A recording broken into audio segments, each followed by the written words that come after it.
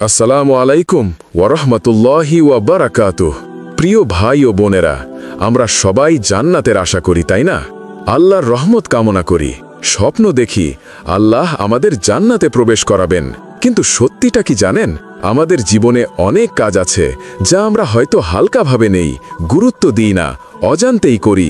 অথচ সেই কাজগুলোই আমাদেরকে ঠেলে নিয়ে যাচ্ছে জাহান্নামের ভয়ঙ্কর আগুনের দিকে। কোরআন এবং হাদিসে আল্লাহ ও তার রাসূল সাল্লাল্লাহু আলাইহি ওয়াসাল্লাম কিছু বড় গুনাহের কথা বলেছেন। এমন গুনাহ যা যদি কেউ তওবা না করে তবে তার জন্য জাহান্নামের শাস্তি নিশ্চিত হয়ে যায়। আজকের আলোচনায় আমরা জানব সেই 10টি বড় গুনাহ সম্পর্কে। হ্যাঁ, সেই ভয়ঙ্কর 10টি কাজ যা মানুষকে সরাসরি জাহান্নামের দিকে নিয়ে যায়। একবার কল্পনা করুন ভাই, জাহান্নামের আগুন, যার উত্তাপ দুনিয়ার আগুনের থেকেও 70 গুণ বেশি।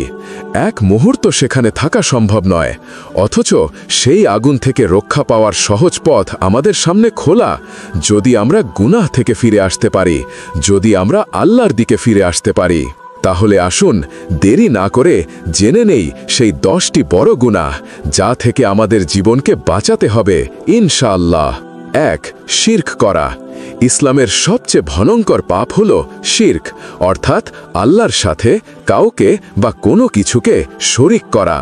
আল্লাহ তাআলা স্পষ্টভাবে বলেছেন, সূরা মাইদার 72 নম্বর আয়াতে বলা হয়েছে, যারা আল্লাহর সাথে কাউকে অংশীদার স্থির করে আল্লাহ তাদের জন্য জান্নাত হারাম করে দেন এবং তাদের বাসস্থান হয় জাহান্নাম। এই আয়াতে খ্রিস্টানদের দ্বারা ঈসা আলাইহিস সালামকে আল্লাহর পুত্র এবং স্বয়ং আল্লাহ বলার সমালোচনা করা হয়েছে, যা ইসলামে শিরক বা অংশীদার স্থাপন করা হিসেবে গণ্য হয়। এই আয়াতে মূলত শিরক বা আল্লাহর সাথে অংশীদার স্থাপন করাকে ভয়াবহ অপরাধ হিসেবে উল্লেখ করা হয়েছে। রাসূলুল্লাহ সাল্লাল্লাহু আলাইহি ওয়াসাল্লাম বলেছেন, যে ব্যক্তি আল্লাহর সাথে শরিক করে মারা যাবে সে অবশ্যই জাহান্নামে প্রবেশ করবে। ভাই ও বোনেরা, একটু ভেবে দেখুন, জীবনে যদি নামাজ, রোজা, দান সবকিছুই করি কিন্তু শিরক করি, তবে আল্লাহর দরবারে কিছুই গ্রহণ হবে না। 2. কুফর ও নাস্তিকতা। দ্বিতীয় ভয়ঙ্কর পাপ হল কুফর ও নাস্তিকতা। এটা শুধু বিশ্বাসের অস্বীকার নয়, বরং দ্বীনকে উপহাস করাও কুফরের মধ্যে পড়ে। এর পরিণতি হল আল্লাহর লানত এবং জাহান্নামে চিরস্থায়ী শাস্তি। আল্লাহ তাআলা বলেন, সূরা বাকারা 161 ও 162 আয়াতে বলা হয়েছে যে, যারা কুফরি করে ও কুফরি অবস্থায় মৃত্যুবরণ করে তাদের প্রতি আল্লাহ, ফেরেশতা ও সকল মানুষের অভিসম্পাত পড়বে এবং তারা সব সময় জাহান্নামে থাকবে, যেখানে তাদের শাস্তি কমানো হবে না এবং তাদের কোনো সুযোগও দেওয়া হবে না। অতএব কুফর মানে আল্লাহকে অস্বীকার করা, যা সরাসরি জাহান্নামের রাস্তা। 3. নামাজ ইচ্ছাকৃতভাবে ছেড়ে দেওয়া। তৃতীয় মারাত্মক পাপ হল নামাজ ইচ্ছাকৃতভাবে ছেড়ে দেওয়া। নামাজ হল মুসলিমের ঈমানের স্তম্ভ। ইচ্ছাকৃতভাবে নামাজ ত্যাগ করা শুধু আল্লাহর সন্তুষ্টি হারানো নয়, বরং আখেরাতে ভয়ঙ্কর শাস্তির কারণ। আল্লাহ তাআলা বলেন, সূরা মারিয়াম 59 নম্বর আয়াতে বলা হয়েছে, অতঃপর তাদের পরে এমন এক সম্প্রদায় আসলো যারা নামাজ নষ্ট করল এবং কাম বাসনায় লিপ্ত হল, সুতরাং তারা অচিরেই জাহান্নামে প্রবেশ করবে। রাসূলুল্লাহ সাল্লাল্লাহু আলাইহি ওয়াসাল্লাম বলেছেন, আল্লাহর সাথে বান্দার চুক্তি হল নামাজ, যে নামাজ ছেড়ে দেয় সে কুফর করেছে। তিরমিজি হাদিস 2621। 4. সুদ খাওয়া ও দেওয়া। চতুর্থ ভয়ঙ্কর পাপ হল সুদ খাওয়া ও দেওয়া। সুদ খাওয়া বা দেওয়া হল আল্লাহর কাছে অত্যন্ত বড় পাপ। এটি শুধু আর্থিক লোভ নয়, বরং আল্লাহর সাথে যুদ্ধ করার মতো গুরুত্বপূর্ণ অপরাধ। আল্লাহ তাআলা বলেন, সূরা বাকারা 275 নম্বর আয়াতে বলা হয়েছে, যারা সুদ গ্রহণ করতে থাকবে তারা জাহান্নামের অধিবাসী হবে, সেখানে তারা চিরকাল থাকবে। ভাই ও বোনেরা, আজকের সমাজে সুদ এমনভাবে ছড়িয়ে গেছে যে মনে হয় এটা ছাড়া বেঁচে থাকা সম্ভব নয়, অথচ আল্লাহর ঘোষণা, সুদ হল জাহান্নামের রাস্তা। 5. জিনা করা। ভাই ও বোনেরা, ইসলামে পঞ্চম যে ভয়ঙ্কর পাপটির কথা বলা হয়েছে সেটি হলো জিনা করা। অনেকে ভাবে জিনা শুধু একটি ব্যক্তিগত গুনাহ, কিন্তু না, এটি কেবল ব্যক্তির ঈমান ধ্বংস করে না, বরং একটি পুরো সমাজকে ভেঙে দেয়, নৈতিকতা ধ্বংস করে, পরিবার ব্যবস্থাকে ধ্বংস করে দেয়। আল্লাহ তাআলা আমাদের সরাসরি সতর্ক করে বলেছেন, সূরা বনী ইসরাইলের ৩২ নম্বর আয়াতে বলা হয়েছে, আর ব্যভিচারের কাছেও যেও না, নিশ্চয় এটা অশ্লীল কাজ এবং মন্দ পথ। এই আয়াতে আল্লাহ তাআলা ব্যভিচার থেকে দূরে থাকতে নির্দেশ দিয়েছেন, কারণ এটি একটি অশ্লীল কাজ এবং এটি মানুষকে মন্দ পথের দিকে নিয়ে যায়। দেখুন, আল্লাহ শুধু বলেননি জিনা করো না, বরং বলেছেন জিনার কাছেও যেও না, অর্থাৎ এমন পরিবেশ, এমন পরিস্থিতি, এমন সম্পর্ক, এমন বন্ধুত্ব থেকেও বাঁচতে হবে যা মানুষকে জিনার দিকে নিয়ে যায়। আল্লাহ তাআলা আরও বলেছেন, সূরা ফুরকান ৫৯ থেকে ৬৯ নম্বর আয়াতে বলা হয়েছে, আর যারা ব্যভিচার করে তারা শাস্তি ভোগ করবে, কিয়ামতের দিন তাদের শাস্তি দ্বিগুণ করা হবে এবং সেখানে তারা চিরকাল লাঞ্ছিত অবস্থায় থাকবে। এখন চিন্তা করুন, একটি কাজ যা সমাজের চোখে হয়তো গোপন থাকে, কিন্তু আল্লাহর দৃষ্টিতে এত বড় অপরাধ যে আখিরাতে দ্বিগুণ শাস্তি অপেক্ষা করছে। রাসূলুল্লাহ সাল্লাল্লাহু আলাইহি ওয়াসাল্লাম জিনার বিপদ সম্পর্কে একাধিকবার সতর্ক করেছেন।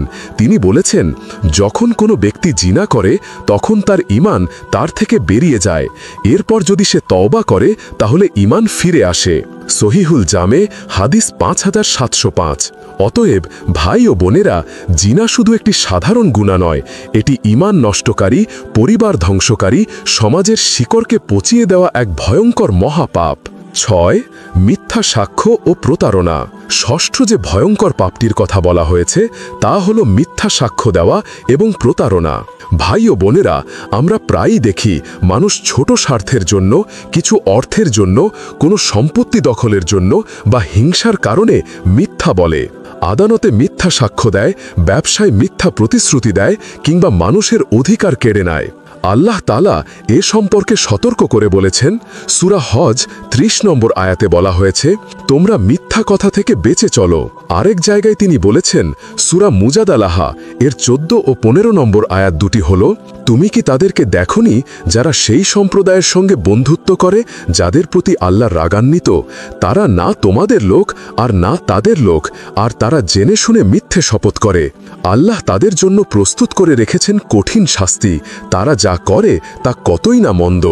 এই আয়াতগুলোতে আল্লাহ কর্তৃক ক্ষুব্ধ একটি সম্প্রদায়ের সাথে বন্ধুত্ব স্থাপনকারীদের প্রতি সতর্ক করা হয়েছে এবং তাদের ভুল কাজের জন্য কঠিন শাস্তির ভয় দেখানো হয়েছে। রাসূলুল্লাহ সাল্লাল্লাহু আলাইহি ওয়াসাল্লাম মিথ্যা সাক্ষ্যের গুরুত্ব বোঝাতে একদিন সাহাবীদের সামনে বারবার বললেন, আমি কি তোমাদেরকে সবচেয়ে বড় গুনাহ সম্পর্কে বলবো না? এগুলো হলো আল্লাহর সাথে শিরক করা, পিতামাতার অবাধ্য হওয়া। এরপর তিনি শুয়ে বসা থেকে উঠে বসলেন এবং বারবার বললেন, সাবধান, মিথ্যা কথা বলা এবং মিথ্যা সাক্ষ্য দেওয়া। সহিহুল বুখারী ২৬৫৪, সহি মুসলিম ৮০৭। তিনি আরেকটি হাদিসে বলেছেন, যে ব্যক্তি প্রতারণা করে সে আমাদের দলভুক্ত নয়। সহি মুসলিম ১০১। অর্থাৎ প্রতারণাকারীর ঈমান অপূর্ণ, তার চরিত্র কলুষিত এবং সে আখিরাতে আল্লাহর কঠিন শাস্তির উপযুক্ত। ভাই ও বোনেরা, মনে রাখবেন, একটি মিথ্যা সাক্ষ্য মানুষের সম্পদ কেড়ে নিতে পারে, একটি মিথ্যা কথা নিরপরাধ মানুষকে জেলে পাঠাতে পারে, এমনকি কারো জীবনও কেড়ে নিতে পারে।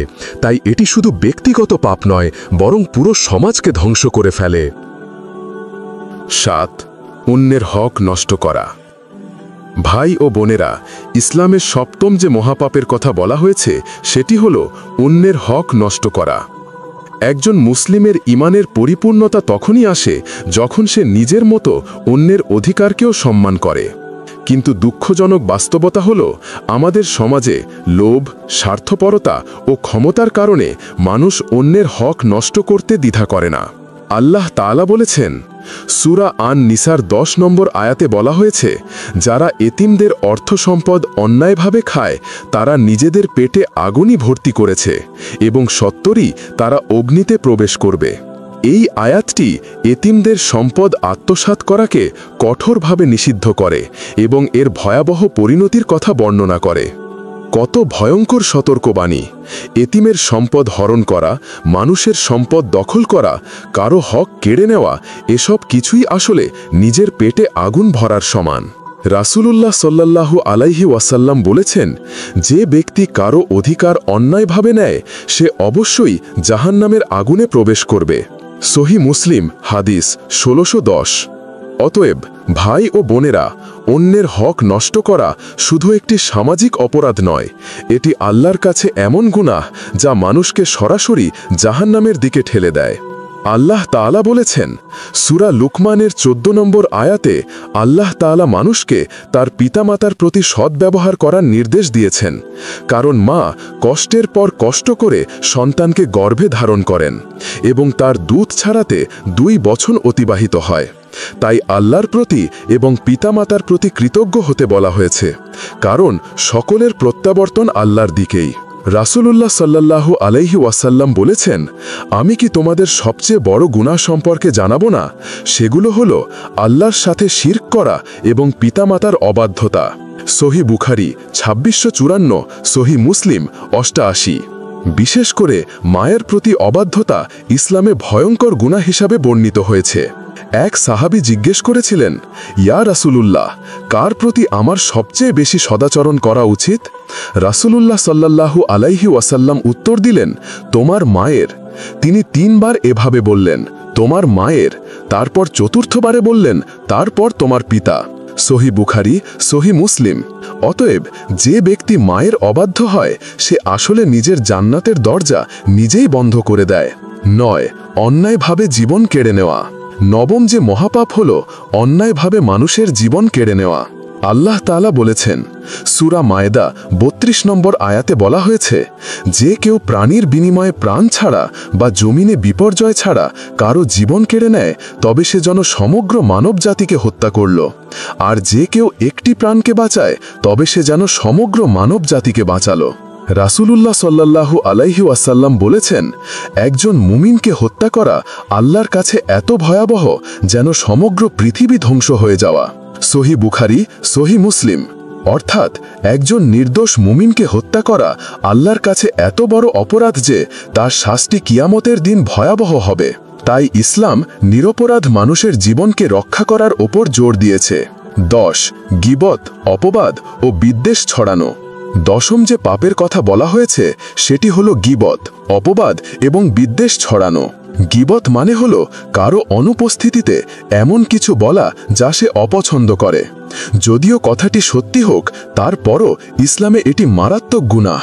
আল্লাহ তাআলা বলেছেন, সূরা হুজুরাতের 12 নম্বর আয়াত অনুযায়ী, হে ঈমানদারগণ, তোমরা অনেক অনুমান থেকে বেঁচে থাকো, কারণ কোনো অনুমান পাপ। তোমরা একে অন্যের গোপন বিষয় খোঁজ না করো এবং একে অন্যের গীবত, অনুপস্থিতিতে নিন্দা করো না, কারণ তোমাদের মধ্যে কেউ কি তার মৃত ভাইয়ের গোশত খেতে পছন্দ করবে? রাসূলুল্লাহ সাল্লাল্লাহু আলাইহি ওয়াসাল্লাম মিরাজের রাতে একটি ভয়ঙ্কর দৃশ্য দেখেছিলেন। তিনি বলেছেন, আমি এমন কিছু লোকের কাছে অতিক্রম করলাম যাদের নখ ছিল তামার। তারা তাদের মুখমণ্ডল ও বুক আঁচড়াচ্ছিলেন। আমি জিজ্ঞেস করলাম, এরা কারা? জিব্রাইল আলাইহিস সালাম বললেন, এরা হলো তারা যারা মানুষের গীবত করত এবং তাদের সম্মান নষ্ট করত। আবু দাউদ 1878। অতএব ভাই ও বোনেরা, গীবত ও অপবাদ শুধু একটি সাধারণ ভুল নয়, এটি মানুষের সম্মান নষ্ট করে, সমাজে বিদ্বেষ ছড়ায় এবং আখিরাতে জাহান্নামের শাস্তির কারণ হয়। প্রিয় ভাই ও বোনেরা, এই 10টি মহাপাপ সম্পর্কে আমরা কোরআন ও হাদিস থেকে স্পষ্টভাবে জানলাম। শিরক থেকে শুরু করে গীবত পর্যন্ত প্রতিটি পাপই মানুষকে জাহান্নামের দিকে ঠেলে দেয়। তাই আমাদের করণীয় হল সব সময় আল্লাহর কাছে ক্ষমা চাওয়া, নামাজ কায়েম করা, হারাম থেকে বাঁচা, পিতামাতার খেদমত করা, মানুষের হক আদায় করা। আসুন আমরা সবাই এ দোয়া করি, হে আল্লাহ, আমাদেরকে এই সব গুনাহ থেকে বাঁচিয়ে রাখুন, আমাদের অন্তরকে ঈমানের আলোয় ভরে দিন এবং কিয়ামতের দিন আমাদেরকে জান্নাতুল ফিরদাউসের উত্তরাধিকারী করুন। আমিন। প্রিয় ভাই ও বোনেরা, আজকের আলোচনাটি যদি আপনাদের ভালো লেগে থাকে তবে অবশ্যই ভিডিওটিতে লাইক দিন। আপনার মতামত ও অনুভূতি কমেন্টে শেয়ার করুন, কারণ আপনার একটি কথা হয়তো আরেকজনের হৃদয়ে ঈমানের আলো ছড়িয়ে দিতে পারে। আর অবশ্যই আমাদের চ্যানেলটি সাবস্ক্রাইব করুন, যাতে ভবিষ্যতের আরও ঈমান জাগানো এবং জীবন বদলে দেওয়া আলোচনাগুলো আপনাদের কাছে পৌঁছে যায় সবার আগে। আসসালামু আলাইকুম রহমতুল্লাহ।